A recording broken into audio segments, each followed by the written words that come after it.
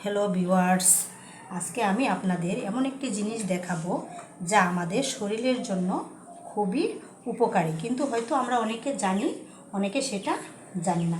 আমি এখানে 100 গ্রাম আমলকি ধুয়ে বেছে সুন্দর করে পানি শুকিয়ে নিয়েছি। টক তেঁতু স্বাদে এই ভিটামিন সি এ ভরপুর আমলকিতে প্রচুর পরিমাণ ভিটামিন সি রয়েছে। এর পাশাপাশি অ্যান্টিঅক্সিডেন্টও রয়েছে, ক্যালসিয়াম, আয়রন, ফসফরাসও রয়েছে। এটি আমাদের শরীরের কোষ্ঠকাঠিন্য দূর করে। যাদের ডায়াবেটিস আছে তারা নিয়মিত আমলকির জুস করে খেলে ডায়াবেটিস নিয়ন্ত্রণে থাকে। চোখ ভালো রাখে এবং চুল পড়া, চুলের খুশকি দূর করে।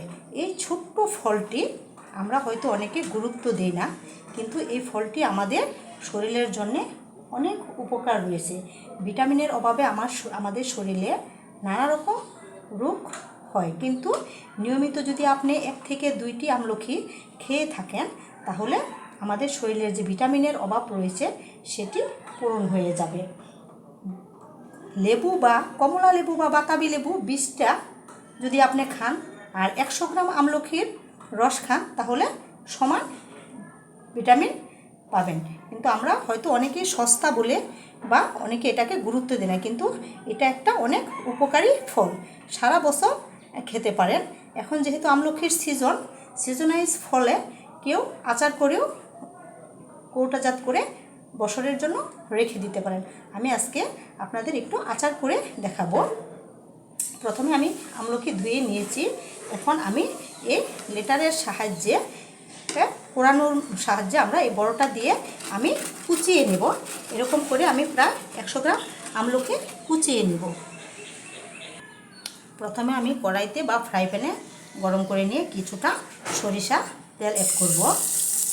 যেহেতু আচার আমার, সেহেতু সরিষা তেলটা অনেক উপকারী। তার ভিতরে আমি যে পুড়িয়ে নিয়েছিলাম আমলকিগুলো সেগুলো দিয়ে পানি ঝরিয়ে সুন্দর করে আমি নেড়ে চেড়ে পানিটা শুকিয়ে নেব।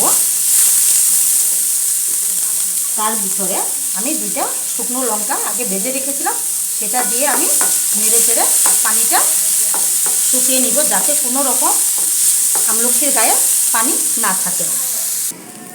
আমার পানিটা শুকিয়ে গিয়েছে। এখন আমি এর ভিতরে এক এক করে যে উপকরণগুলো রেডি করে নিয়েছিলাম তা আমি দিব। 1/2 চামচ পরিমাণ হলুদের গুঁড়ো, 1/2 চামচ পরিমাণ মরিচের গুঁড়ো,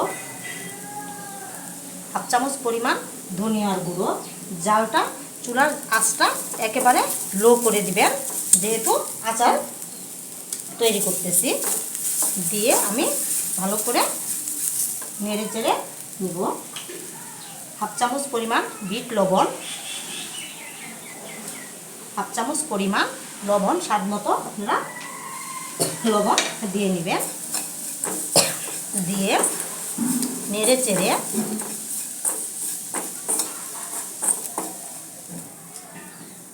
আমি যতটুকু আমলকি নিয়েছি সেই অনুযায়ী সে পরিমাণে আমি চিনি অ্যাড করে দিব। দিয়ে ভালো করে আমার চিনিটা পুরোপুরি গলে একদম পানি শুকিয়ে শক্ত হয়ে গেছে। এখন আমি তার ভিতরে 1 চামচ পাঁচফোড়নের যে গুঁড়োটা আমি করে নিয়েছিলাম সেটা আমি অ্যাড করে দিয়ে নাড়াচাড়া করে নিব। তৈরি হয়ে গেল আমার আমলকির আচার।